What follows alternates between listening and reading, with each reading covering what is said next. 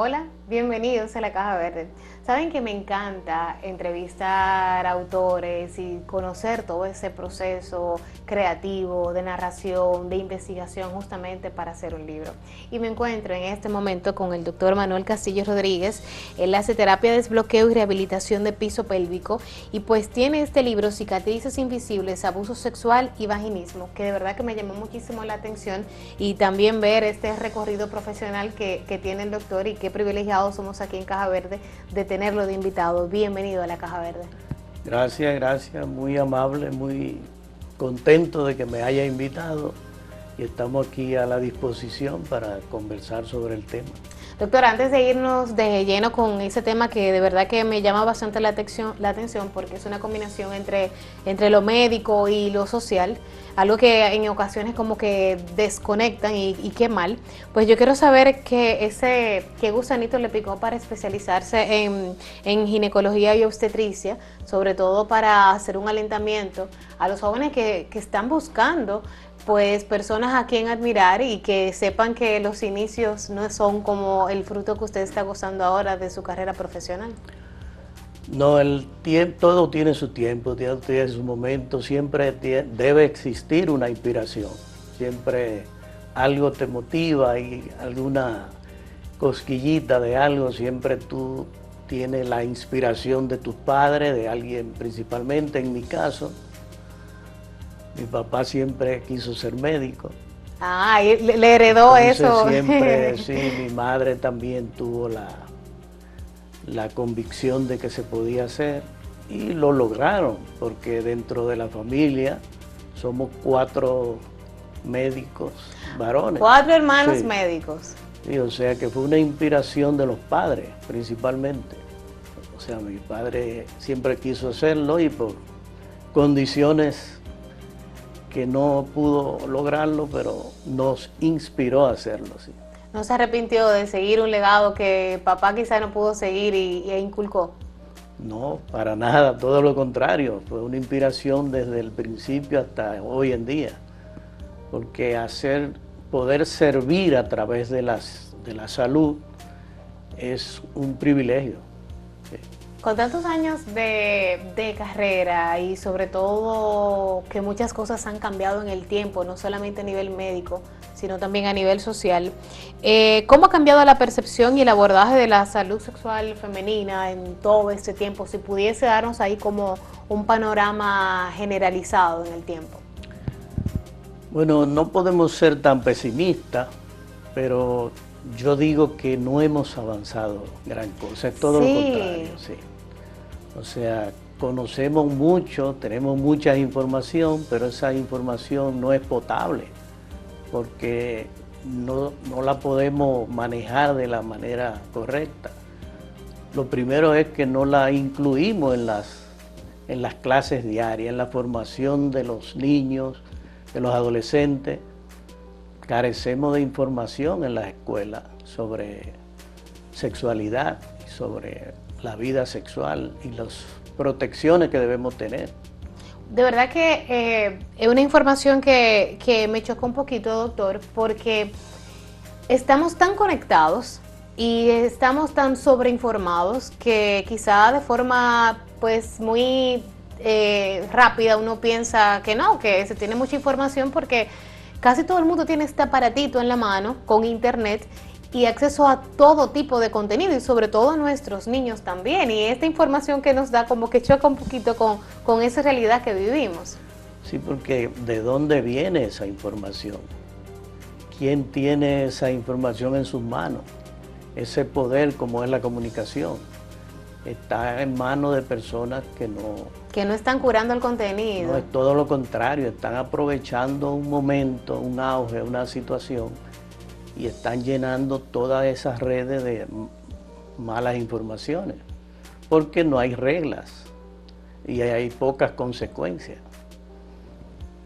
Pero yo no veo la razón por qué en las escuelas no se habla de educación sexual. Eso es aberrante, eso no hay explicación a eso. Porque hoy en día, con tantos avances, con tanta civilización, no hacemos prevención con las enfermedades que nos han estado atacando desde hace siglos. O sea, necesitamos tomar de la mano las informaciones, ponerla en la mano de personas con conocimiento, capacitadas y que difundan la información de manera correcta.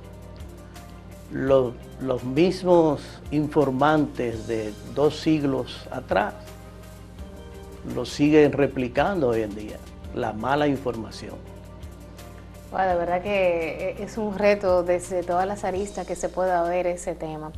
Y justamente, pues, usted está tratando 2 áreas que por lo general no se ponían como en una misma oración, y estamos hablando del abuso sexual y el vaginismo. ¿Por qué esto no se trata en una sola oración? ¿Y por qué la intención también de unir estos 2 temas para acabar con ciertos tabús también que hay? Sí, en base a mi experiencia, son pacientes que llegan a la consulta con un diagnóstico de vaginismo. Pero ¿qué es vaginismo? Antes de, para que también correcto, el público se edifique un poco. El vaginismo es una contracción involuntaria de la vagina, específicamente de su tercio anterior, que impide la penetración. Llámese de un hisopo, de un examen, un dedo, y por consiguiente evita la penetración en una relación sexual de pareja. Eso se hace, la paciente lo realiza de una manera inconsciente. O sea, hay una conexión mental con el cuerpo que sí, hace que pase esto. Como todos sabemos, el cerebro es el mayor órgano sexual que tenemos, es quien maneja todas las informaciones, todas las sensaciones, todas las emociones.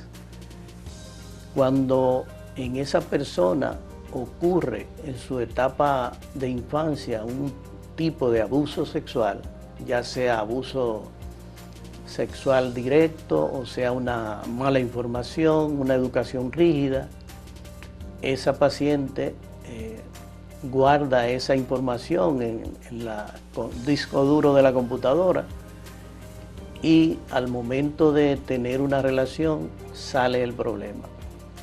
¿Qué pasa? Las pacientes van al médico porque son personas normales, que tienen una vida sexual normal, se enamoran, tienen una pareja, pero pueden tener sexo oral, pueden tener caricia y todo, tienen sus orgasmos, pero al momento de la penetración se les hace imposible. Esa persona llega a la consulta del médico ginecólogo, de su médico general, y lo primero es que ese médico no puede examinarla, porque al momento, con solo esa paciente pensar que la van a examinar, sí, bloquea esa acción y se hace imposible. Se levantan de la camilla o reniegan el examen. Esas personas hacen una vida de pareja y se acostumbran a tener otro tipo de relaciones sexuales, pero llega el momento de tener niños. Entonces está el problema. Cuando van donde el médico, le presentan la situación y el médico muchas veces no tiene la respuesta. Entonces, a través de mi investigación me he dado cuenta, y en la historia clínica de la paciente, de que todas las pacientes que presentan vaginismo, el 85% tiene una historia de abuso sexual.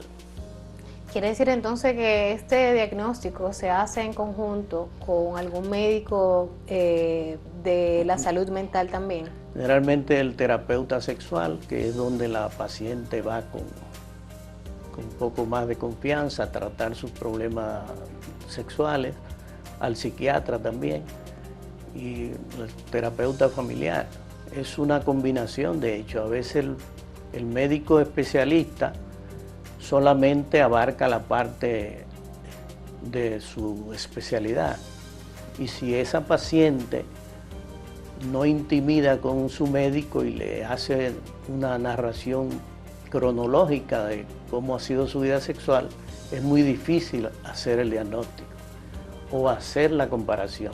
Y sobre todo que es identificar quizá en algunos casos, algunos pacientes, doctor, me imagino, de cosas que no había asimilado que habían pasado y de seguro eso ha sido consecuencia de por lo que sufre vaginismo luego en la actualidad. Y la paciente no lo relaciona. Cuando se hace en la historia, se logra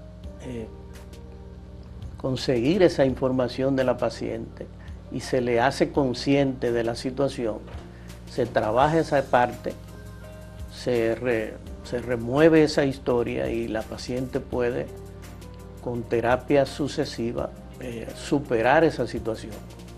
Y como por arte de magia, recupera su función. ¿Qué tanto influye, doctor, la ayuda de la pareja en la recuperación de vaginismo en las mujeres? Tiene que estar involucrada la pareja. Y desgraciadamente cuando sucede esta situación, la pareja siempre se hace su juicio. La pareja cree que esa persona no me quiere, tiene otro, o no sé lo que pasa, no te gusto, algo sucede que tú no quieres tener intimidad conmigo.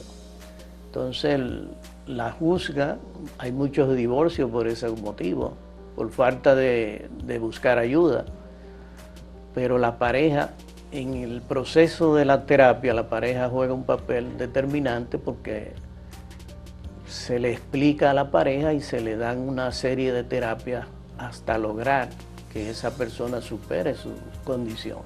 O sea, ahí tenemos un factor cultural que va entonces en contra de que la paciente pues se recupere más rápido. Ahí el machismo del dominicano que está como que guardadito, a veces como que uno se olvida de que sí lo son y como que lo sacan de repente, doctor. Sí, la cultura tiene mucho que ver, la madre también, en la crianza de los hijos. El vaginismo se produce por comparaciones que hacen las madres a las niñas pequeñas sobre su vulva, sobre su vagina. Y eso es suficiente para crear en la edad adulta un vaginismo. Y los varones, las madres y los padres los crían como el macho. Sí, el machito. El macho, y que solamente la sexualidad es la penetración. Entonces, como yo tengo de manera inconsciente ese rechazo, se crea un problema. De ahí te decía ahorita de lo que es la educación en las escuelas. La importancia para tratar de no seguir propagando esta ignorancia generalizada. Nos vamos a una pausa y al retornar saber cómo fue este proceso creativo y sobre todo de investigación para poder llevar este libro que de verdad me parece súper interesante, ese tema médico y social ahí en conjunto, para tener un conocimiento un poquito más allá de que no quieren dar educación sexual todavía en este siglo XXI en las escuelas. Volvemos en breve con más en La Caja Breve.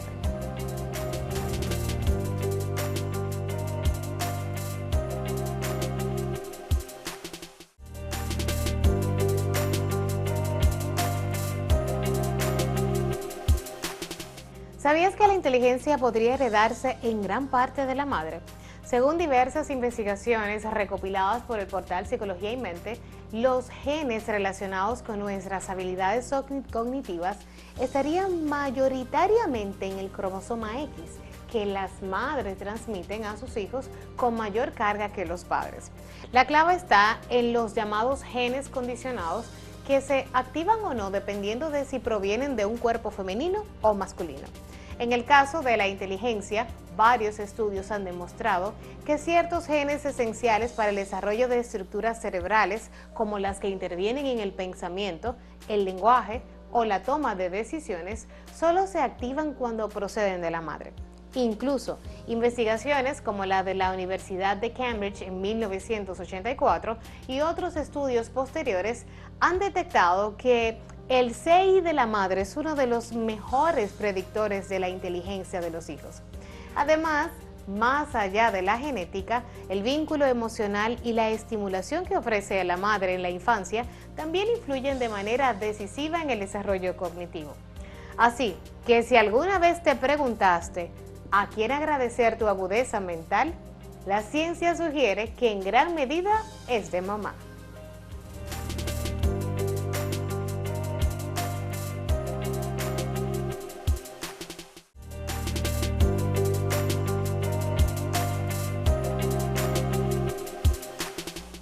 Estamos de vuelta en Caja Verde. Me encuentro con el doctor Manuel Castillo Rodríguez, justamente hablando de su libro Cicatrices Invisibles, Abuso Sexual y Vaginismo.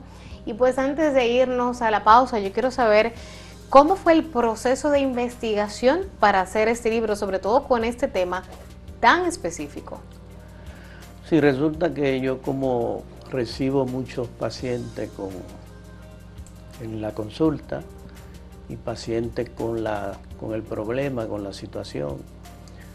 Yo hice un estudio de terapia sexual y de pareja. Entonces, durante esa formación, hice una conexión con los hallazgos que ya yo había tenido.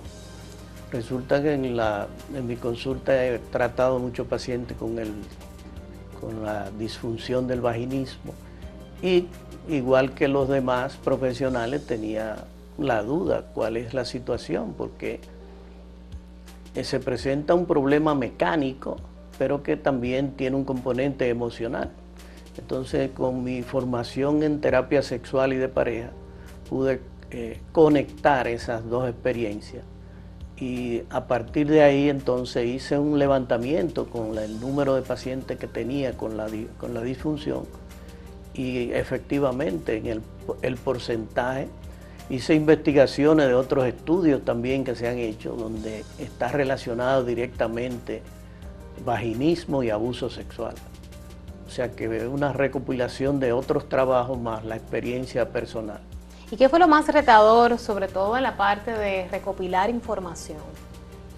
Bueno, tuve la ventaja de que mis pacientes son problemas tormentosos de años. Hay pacientes que me habían revelado que nunca habían hablado del tema, y con la ayuda de ese tipo de pacientes yo pude hacer la conexión más directa, porque el paciente no tiene idea qué es lo que le está pasando. Yo amo a mi esposo, yo amo a mi novio, tenemos unos buenos vínculos, nos llevamos bien en todas las áreas, pero al momento de la intimidad yo no puedo, yo rechazo la situación. Entonces, en base a toda esa documentación, la paciente hace una exposición más amplia de su vida sexual. Primero, ¿cómo fue tu primera experiencia sexual? ¿De qué manera? ¿Cómo tú conociste tu sexo? ¿Cómo tú conoces tu cuerpo? Entonces, en base a esa historia, hacemos un levantamiento y nos damos cuenta de que la relación es directa. Esas son pacientes muy angustiadas, pero dispuestas a resolver su situación, porque todo lo demás lo tienen completado con su pareja, pero no pueden intimidar. Y esa parte ahí, doctor, justamente que luego ya cuando pueden abrirse y que usted como profesional pueda llegar a la conclusión de cuál fue esa semillita justamente que disparó todo esto. ¿Qué tanto dura ese proceso de que las pacientes se abran a hablar, teniendo en cuenta de que no tenemos una formación educativa en educación sexual en las escuelas, y quizá hay muchos prejuicios que están ahí como formando caretas para no abrirse justamente, aunque quieran resolver el problema?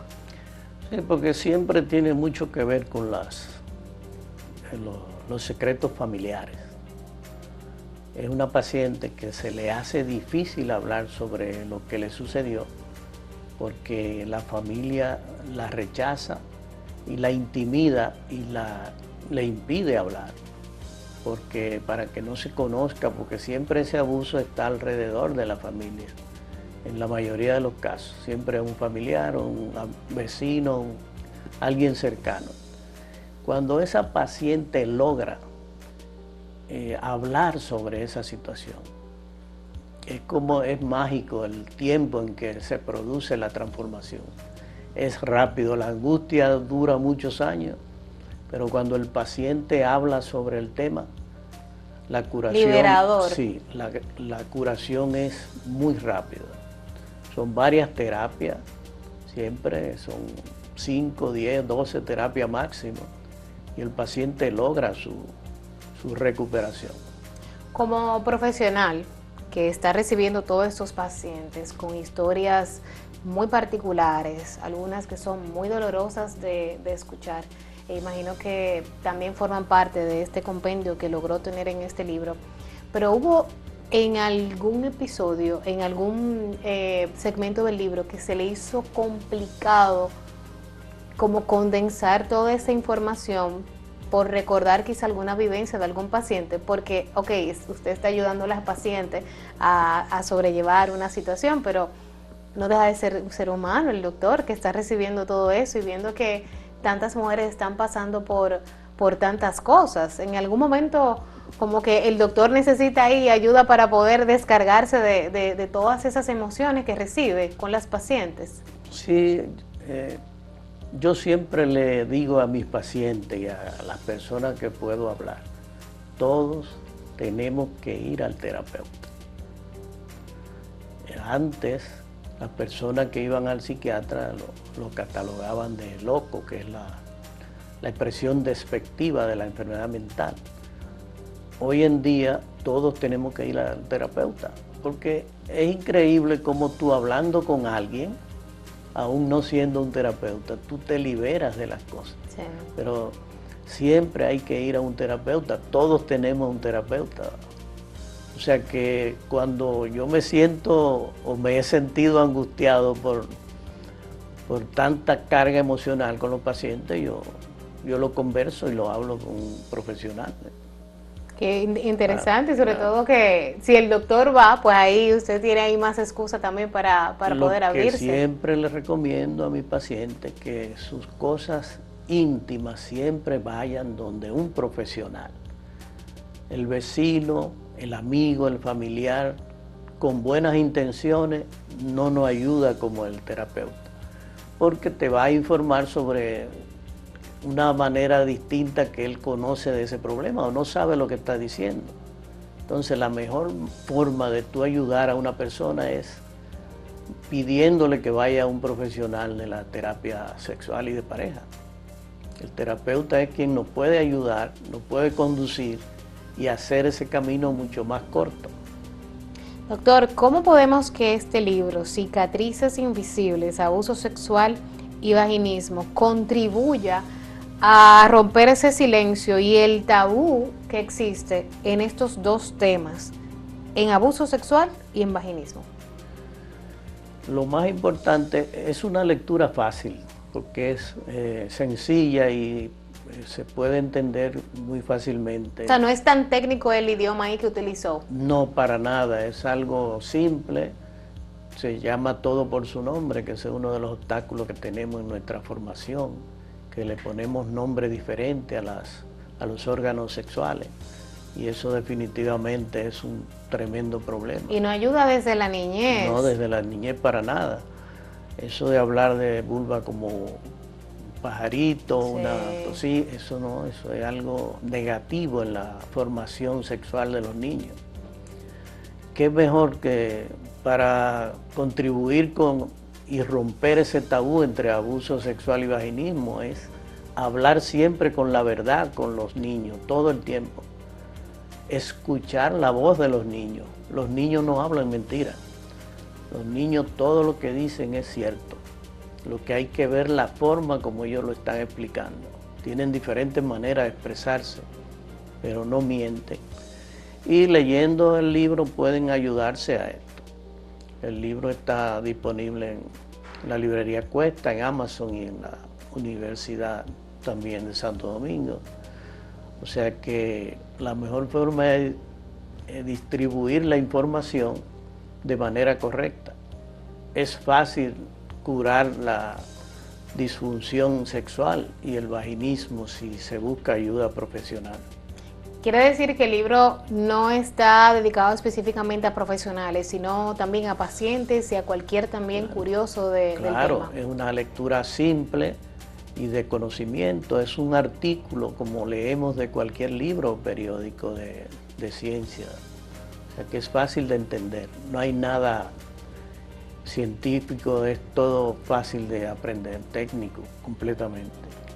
He leído ahí algunos testimonios que colegas le han dado del libro. Cuénteme ahí cómo le ha hecho sentir justamente de ese tipo de retroalimentación. Sí, porque yo hago la terapia de rehabilitación del piso pélvico, que es una terapia que ayuda con el vaginismo y ayuda con la disfunción sexual, disfunción eréctil en el hombre.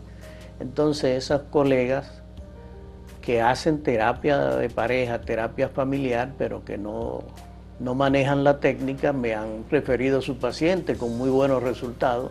Entonces yo se lo agradezco y es una combinación de conocimiento.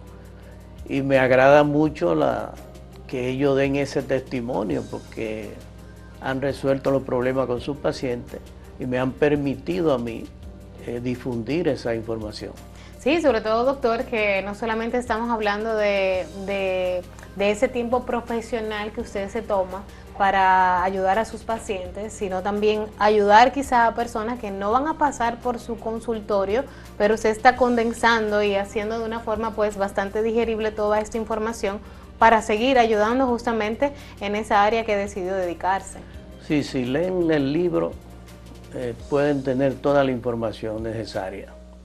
Repetimos dónde lo podemos encontrar. Ahí está su cámara. Sí, nosotros podemos encontrar el libro en la librería Cuesta, a través de Amazon y en el economato de la Universidad Autónoma de Santo Domingo. Doctor, y para quienes quieran una consulta, ¿dónde pueden encontrarlo? Estamos en el Centro Médico Universal Castillo Rodríguez y Asociados. Eso está en la Club Rotario 58, en la zona del Ensancho Sama. Doctor, de verdad que muchísimas gracias por venir a compartir su tiempo y sobre todo este compendio de investigación médica y también social con todo el público de Acento TV y de la Caja Verde. El placer es nuestro. Gracias. Y a ustedes, gracias por la sintonía. Recordarles seguirnos en las redes sociales. Estamos en @lacajaverderd y en la mía personal en @Lisbeth Montaz. Hasta la próxima.